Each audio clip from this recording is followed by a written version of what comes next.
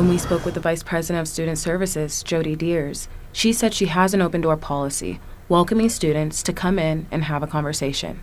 But the students we spoke to felt differently. Here it's just like people just stare at you. Like they're just like, oh my God, it's a black person.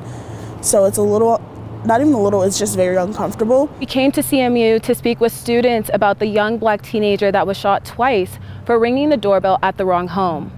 Well, when we came, students shared with us that they felt uncomfortable most times and didn't feel comfortable speaking out. We're already feeling isolated as it is since we're such a small population, but to go out and to speak about something that is very too rocky in this town, just to be frank about it, it's too dangerous, and I don't want to put anybody's child in danger. Despite the feelings of some students, Deer says comfortability depends on the role of the student on campus. If you look at our ASG president and vice president, they're both of students of color. And so I think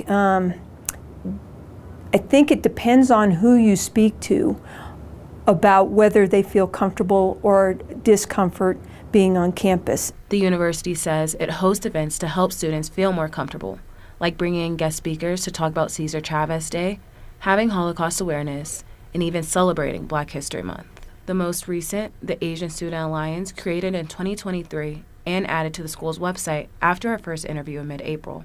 Here's what we found out about the other 6. The first organization, the International Student Club, founded in 1950.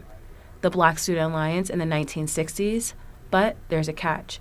It didn't get money until the 90s and didn't hold its first event until 1993. The Gay, Lesbian, Bisexual Alliance, founded in 1970. Hispanic Student Association, no founding date provided, but apparently active in 1993. The Polynesian Club's first activity happened in 1995, and that's also when the Native American Council held its first activity. It's called the biannual. It happens every 2 years. It just happened last semester, and it's we go through Associated Student Government, ASG, to get our funding.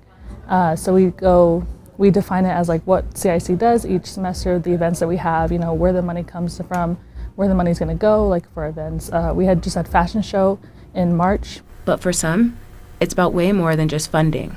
I definitely would say it feels limiting. It feels like when I share experiences in class, people roll their eyes or say things like not again, we don't need to talk about this again. But Genevieve says inclusivity needs to be talked about again and again until it's reality. I'm Melissa Wright reporting.